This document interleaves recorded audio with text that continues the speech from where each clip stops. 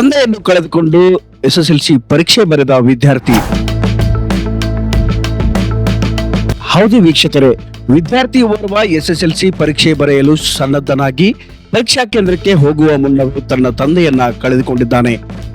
ಆತನೇ ರಾಮದುರ್ಗ ತಾಲೂಕಿನ ಮುದಕವಿ ಗ್ರಾಮದ ನೋವುನುಂಗಿ ಪರೀಕ್ಷೆ ಬರೆದ ವಿದ್ಯಾರ್ಥಿ ರವಿ ಶಂಕರಗೌಡ ಪಾಟೀಲ್.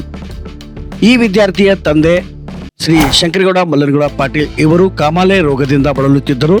ಆದರೆ ಇವರ ಮಗ ರವಿ ಶಂಕರಗೌಡ ಪಾಟೀಲ್ ಇಂದು ಎಸ್ಎಸ್ಎಲ್ಸಿ ಪರೀಕ್ಷೆ ಬರೆಯಲು ತನ್ನ ಪರೀಕ್ಷಾ ಕೇಂದ್ರವಾದ ಬಟಕುರ್ಕಿ ಗ್ರಾಮಕ್ಕೆ ತೆರಳುತ್ತಿದ್ದಂತೆ ಆ ಸಂದರ್ಭದಲ್ಲಿ ತಂದೆಯ ಪ್ರಾಣ ಪಕ್ಷಿ ಹಾರಿ ಹೋಗಿತ್ತು. ವಿದ್ಯಾರ್ಥಿಗೆ ದಿಕ್ಕು ತೋಚದಂತಾದಾಗ ತಂದೆ ಸಾವಿನ ಸುದ್ದಿ ತಿಳಿದ ತಕ್ಷಣ ಸಿಡಿಲು ಬಡದಂತೆ ಅವನ ಹೃದಯ ಸೋತು ಹೋಗಿತ್ತು. ಆದರೆ ಆ ನೋವನ್ನು ಹೃದಯದಲ್ಲಿ ಬಚ್ಚಿಟ್ಟುಕೊಂಡು ವಿದ್ಯಾರ್ಥಿ ರವಿ ಶಂಕರಗೌಡ ಪಾಟೀಲ್ ಪರೀಕ್ಷೆಗೆ ಹಾಜರಾಗಿ ಪರೀಕ್ಷೆಯನ್ನ ಎದುರಿಸಿದ್ದಾನೆ. ಆದರೆ ಅಂತಹ ಚಿಕ್ಕ ವಯಸ್ಸಿನಲ್ಲಿ ಎಸ್ಎಸ್ಎಲ್ಸಿ ಪರೀಕ್ಷೆ ಹಾಗೂ ತಂದೆಯ ಸಾವಿನ ಪರೀಕ್ಷೆ ಒಟ್ಟಿಗೆ ಎದುರಿಸಿದ್ದು ನೋಡಿದರೆ ಗ್ರಾಮಸ್ಥರು ಸಹ ಮಗುವಿನ ನೋವನ್ನು ನೋಡಿ ಒಂದು ಕ್ಷಣ ದಂಗಾಗಿ ಹೋಗಿದ್ದರು. ಆದರೆ ಇಲ್ಲಿ ಆ ಮಗುವಿನ ಸಂಕಟ ಮಾತ್ರ ಯಾರಿಗೂ ಹೇಳದಂತಾಗಿತ್ತು.